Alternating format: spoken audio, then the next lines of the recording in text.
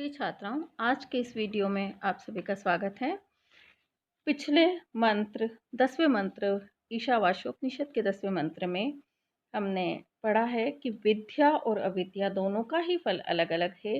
अविद्या अर्थात कर्मों की उपासना से, और यदि वो कर्म निष्काम भाव से किए जाएं तो व्यक्ति कर्म बंधनों से भी मुक्त हो सकता है, मृत्यु के भय से भी मुक्त हो सकता है। निष्काम भाव से उसको व्यक्ति कर्म करना चाहिए, और सकाम भाव से यदि वो कर्म करता है तो जन्म जन्मांतर के बंधन में फंसता चला जाता है। तो इस प्रकार अविद्या का फल अलग बताया है और विद्या का फल बताया है कि अध्यात्म विद्या की वास्तव में जो आत्मा के स्वरूप को जानता है, ऐसा व्यक्ति मोक्ष की प्राप्ति कर लेता है। यहाँ 11वें मंत्र में बताया है कि व्यक्ति को विद्या और अविद्या अर्थात अविद्या भौतिक कर्मों की उपासना और विद्या आत्मज्ञान की उपासना दोनों ही करनी चाहिए। दोनों से ही व्यक्ति का जीवन सार्थक होता है। विद्यां च अविद्यां च यह तद वेद उभयं सह अविद्यया मृत्युम तीर्थवा विद्यया अमृतम अश्नुते। तो त्याग और निष्काम भाव से कर्म करता हुआ व्यक्ति यथार्थ ज्ञान को प्राप्त करता है।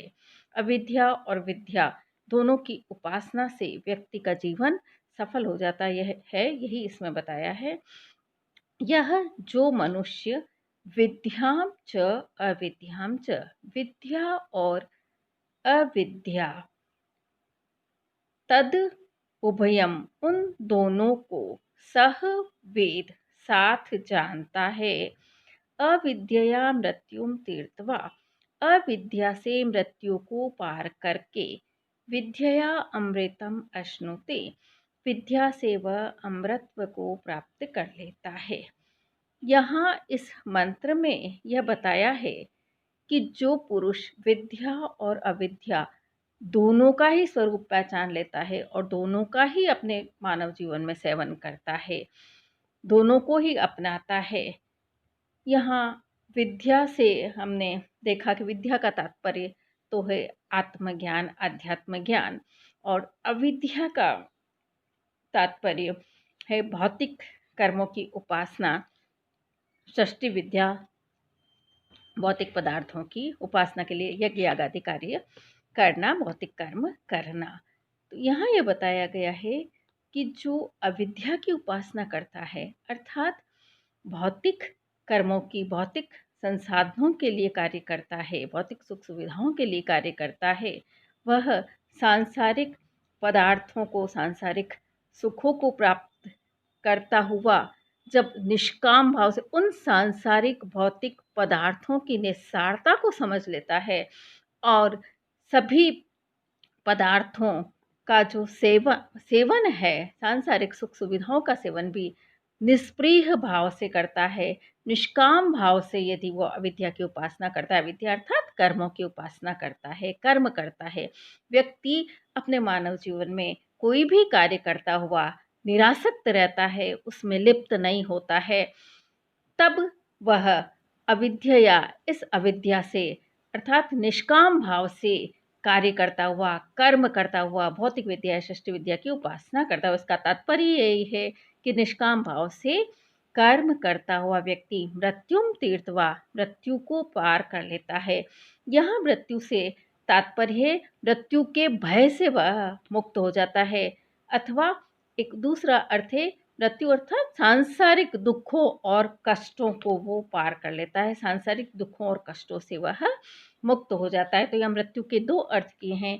एक तो मृत्यु का अर्थ है मृत्यु का भय, और दूसरा मृत्यु का अर्थ है सांसारिक दुख और कष्ट। जब व्यक्ति विभिन्न कर्मों को करता हुआ कभी भी उसमें लिप्त नहीं होता, निष्काम भाव से, अनासक्त भाव से, निष्प्रियता से जीवन में कर्म करता है, तब न तो उसे मोह रहता है किसी के प्रति, न ही किसी के प्रति शोक रहता है, न वह सुख में सुखी होता है, न वह दुख में दुखी होता है। तो मरण का भय भी उसे कभी नहीं रहता। जीवन की यथार्थता को वह समझ लेता है, जीवन की सच्चाई को वह समझ लेता है, और निरासक्त भाव से, बिना आसक्त हुए, राग आदि में बिना खुश हुए और दुखों में बिना कष्ट को प्राप्त किए, वह मृत्यु को पार कर लेता है, अर्थात सांसारिक दुखों कष्टों से वह जीवित अवस्था में ही छूट जाता है, क्योंकि उनसे वह कभी लिप्त नहीं होता है। तथा विद्यया अमृतम अश्नुते, विद्या से अमृतत्व को प्राप्त कर लेता है। विद्या का तात्पर्य है परब्रह्म के यथार्थ ज्ञान से ब्रह्म के, आत्मा के वास्तविक स्वरूप को समझ करके, आत्मा मात्र शुद्ध चैतन्य रूप है और जो प्रति प्राणी में आत्मा है वही परमात्मा है। आत्मा और परमात्मा के इस भेद को वह मिटा देता है, आत्मा और परमात्मा में अभेद को समझ लेता है, दोनों में अद्वैत को समझ लेता है। जगत और परमात्मा दोनों में अभेद है, कहीं भी द्वैत नहीं है। तो ऐसे परमात्मा का समस्त प्राणियों से जब वो एकाकार कर लेता है, सब में परमात्मा है, ऐसा जब वो समझ लेता है, परमात्मा से भिन्न कुछ नहीं है, इस अद्वैत को जब वो समझ लेता है, तब मोक्ष की प्राप्ति कर लेता है। अद्वैत स्वरूप को प्राप्त करना ही मोक्ष की प्राप्ति है, क्योंकि अन्यत्र भी उपनिषदों में कहा गया है, ब्रह्मविद ब्रह्मेव भवति, जो ब्रह्म को जान लेता है वह ब्रह्म ही हो जाता है। ऐसे ही हम ब्रह्मास्मि तत्त्वम् असि भी यही बताते हैं। और शंकराचार्य द्वारा कहा गया, जीवो ब्रह्मेव नापरः, जीव ब्रह्म से भिन्न नहीं है, यह भी अभेद का ही प्रतिपादन करता है। तो इस प्रकार से विद्या और अविद्या दोनों का साथ में प्रतिपादन यहाँ किया गया है। अब अगला मंत्र है, अंधम तमः प्रविशन्ति ये असंभूतिम उपासते ततो भूय इव ते तमो य उ संभूत्याम रताः। यहाँ यह बताया गया है कि जो ये मतलब जो मनुष्य असंभूतिम उपासते, असंभूति की उपासना करते हैं। असंभूति से तात्पर्य है विनाशील प्रकृति और उसके पदार्थ। तो प्रकृति, जगत का कारण प्रकृति को माना गया है, तो विनाशील ये प्रकृति और उसके जो सारी सांसारिक पदार्थ है उनकी जो मनुष्य उपासना करते हैं, अंधम तमः प्रविशन्ति, वे घोर अंधकार में प्रवेश करते हैं। यह और जो मनुष्य उ से तात्पर्य निश्चय ही, निश्चित रूप से संभूत्याम रतः, संभूति में रत रहते हैं। संभूति अर्थात अविनाशी ब्रह्म, अविनाशी परमेश्वर की उपासना में रत रहते हैं। यहाँ तात्पर्य यह है कि अविनाशी परमेश्वर की उपासना के झूठे अभिमान में मदमस्त रहते हैं, जो वास्तव में परमेश्वर के स्वरूप को, वास्तविक स्वरूप को नहीं समझते हैं और केवल उनकी झूठी उपासना का ढोंग करते हैं। उनके वास्तविक परमेश्वर या परमात्मा के वास्तविक स्वरूप को न समझकर केवल मिथ्या ढोंग करते हैं, उनके सच्चे स्वरूप को ना जानकर, और परमेश्वर के भक्त होने का जो ढोंग करते हैं, वास्तव में आत्मा के वास्तविक स्वरूप को जो नहीं समझते हैं और झूठ मूठ में ही अपने को जो आत्मज्ञानी कहते हैं, मिथ्या में ही अपने को जो आत्मज्ञानी कहते हैं और उसका अभिमान करते हैं कि मैं आत्मज्ञानी हूँ, ऐसे लोग ततो भूयि, उससे भी अधिक, एवं मानो, ते मतलब वे मनुष्य, उससे भी अधिक मानो तमो, घोर अंधकार में प्रवेश करते हैं।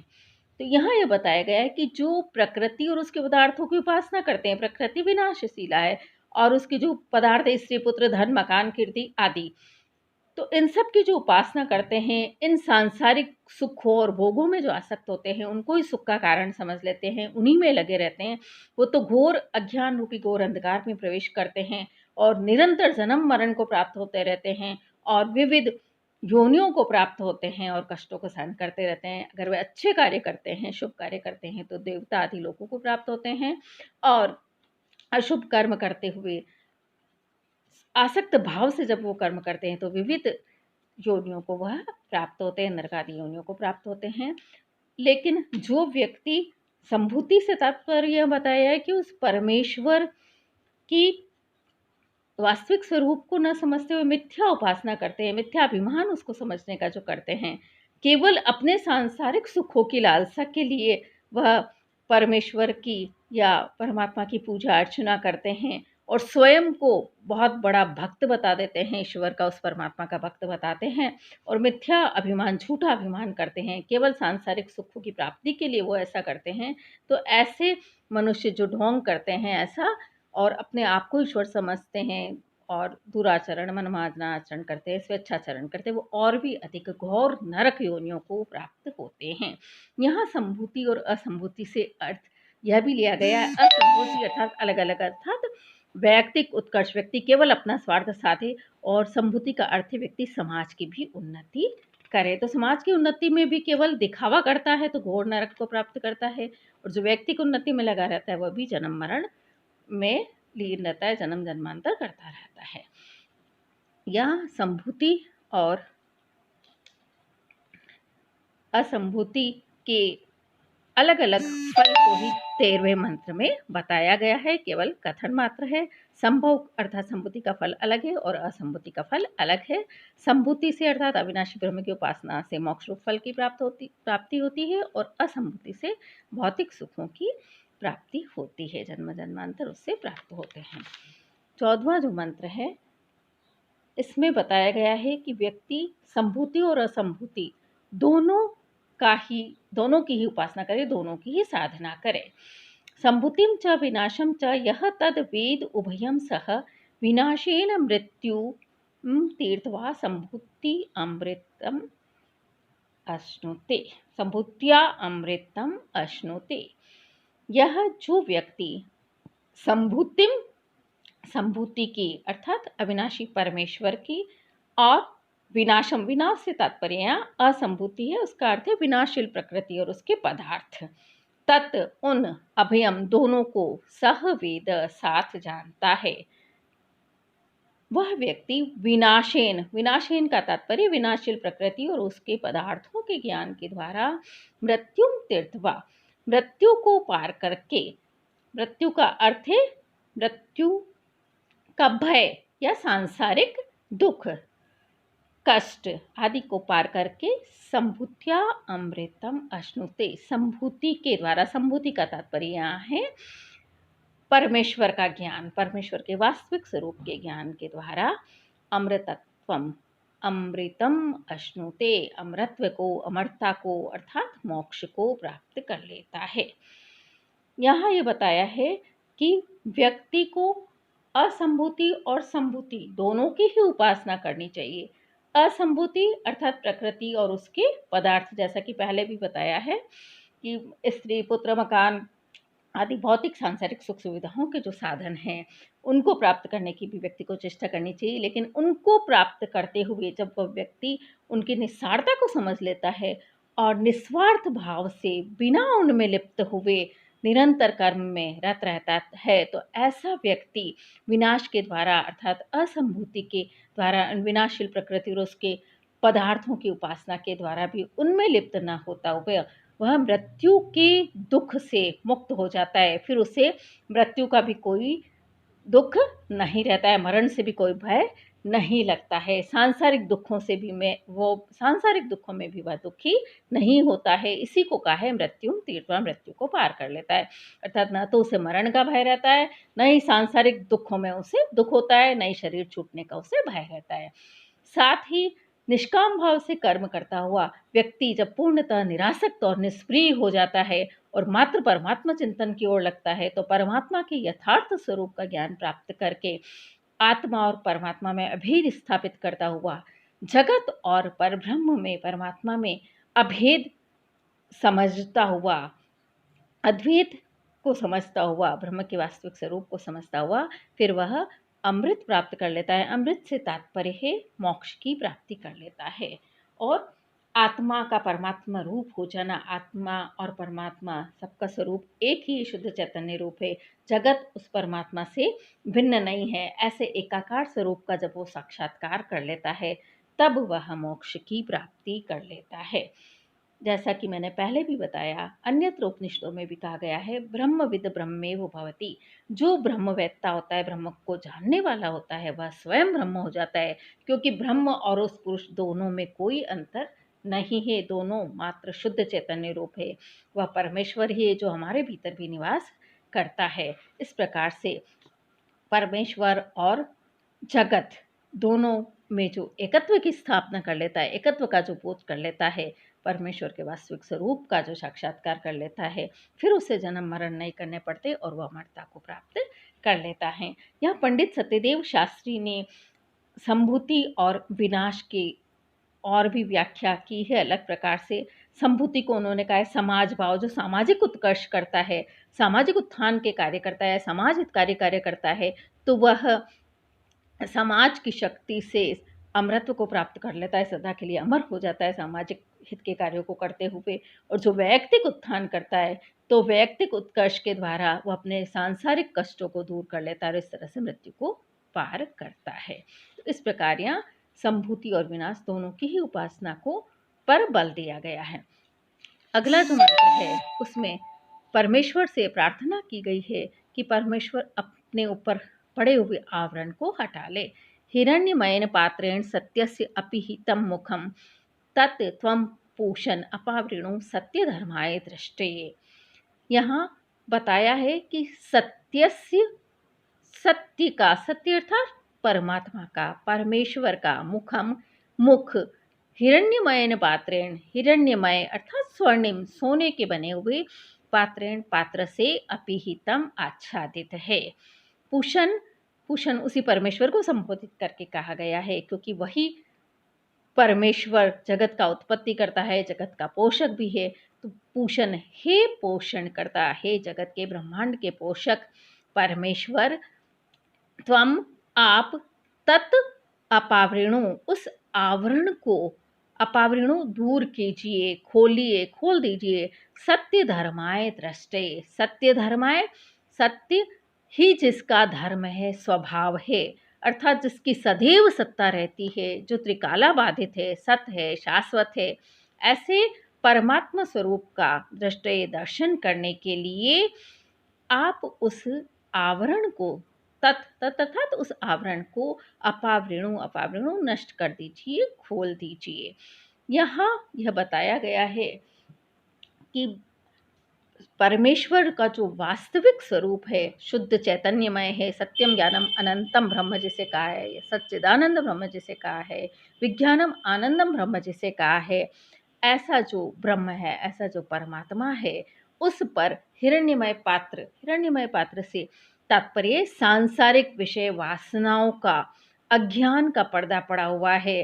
सांसारिक जो विषय हैं, भौतिक जो विषय हैं, स्त्री पुत्र मकान आदि व्यक्ति को सोने के समान अपनी ओर खींचते हैं, आकर्षित करते हैं। जैसे सोना सबको आकर्षित करता है, अपनी ओर खींचता है, तो ऐसे ही सांसारिक विषय वासनाएं, सांसारिक सुख, भौतिक सुख व्यक्ति को अपनी ओर खींचते हैं, और व्यक्ति उन भौतिक सुखों की लालसा में उनको प्राप्त करने के लिए रात दिन लगा रहता है, प्रयत्नशील रहता है। इसीलिए परमात्मा के वास्तविक स्वरूप का वह दर्शन नहीं कर पाता है। इस अज्ञान का पर्दा या इस चकाचौंध का, अज्ञान रूपी जो चकाचौंध है, सांसारिक विषय वासना रूपी जो चकाचौंध है, उससे परमात्मा का जो वास्तविक स्वरूप है वो आच्छादित है। इस चकाचौंध में व्यक्ति इतना खो जाता है कि परमात्मा के वास्तविक स्वरूप का वह दर्शन नहीं कर सकता है। जैसे कि सोना या कोई अत्यधिक चमकीली वस्तु हो, उसे यदि व्यक्ति देखे तो उसकी चकाचौंध में इतना खो जाता है कि जो वस्तु, और कोई जो वस्तु वो देखना चाहता है उसे नहीं देख पाता है। तो ऐसे ही सांसारिक विषय वासनाओं में, भौतिक विषयों की लालसा में व्यक्ति इतना अधिक आसक्त हो जाता है, इतना अधिक खो जाता है कि उसे आत्मा के वास्तविक आनंद की कभी भी अनुभूति नहीं हो सकती। यहाँ भक्त इसीलिए भगवान से प्रार्थना करता है और कहता है कि हे भगवान, हे परमात्मन, आप उस अपना जो वास्तविक स्वरूप है आपका, सत्यम ज्ञानम अनंतम ब्रह्म, जो आपका वास्तविक स्वरूप है, उसका हमें दर्शन कराइए। इसके लिए हमारे अज्ञान को आप दूर कीजिए, विषय वासनाओं का जो पर्दा उस पर पड़ा हुआ है उसे हटाइए। हमें इतनी श्रद्धा, इतनी भक्ति हमें प्रदान कीजिए कि हम आपके सत्य स्वरूप के दर्शन कर सकें, हम आपका वास्तविक जो स्वरूप है उसका हम साक्षात्कार कर सकें। तो यहाँ माया से, अज्ञान से, विषय वासनाओं से परमेश्वर का वास्तविक स्वरूप छिप गया है और उसे ही दूर करने की भक्त द्वारा कामना की गई है। यहाँ पूषण जो है वो संपूर्ण विश्व का जो पोषक है परमात्मा, इसलिए उसे पूषण से संबोधित किया है। और सूर्य को भी ऋग्वेद में पूषण कहा गया है, क्योंकि वह भी जगत का पोषक होता है। और साथ ही उसे पूषण इसलिए भी कहा गया है कि उस परमात्मा की कृपा से ही व्यक्ति में परमात्मा के वास्तविक स्वरूप को पहचानने की शक्ति और सामर्थ्य उत्पन्न होती है। इस प्रकार से इस मंत्र में भक्त द्वारा भगवान के दर्शन की कामना की गई है और भगवान की परमेश्वर की उस पर अनुकंपा बनी रहे, ऐसी याचना की गई है। आज हमने 11 से 15 मंत्रों का अध्ययन किया। ईशावास्यद में हमने परमात्मा के स्वरूप को समझा है और परमात्मा के साक्षात्कार करने के उपायों को भी हमने समझा है। आज बस इतना ही। प्रिय छात्राओं, आपसे निवेदन है कि आप मेरे इस वीडियो को लाइक अवश्य कीजिए और मेरे channel SMMA04 doctor Saroj Mehta उस चैनल को सब्सक्राइब अवश्य कीजिए। धन्यवाद।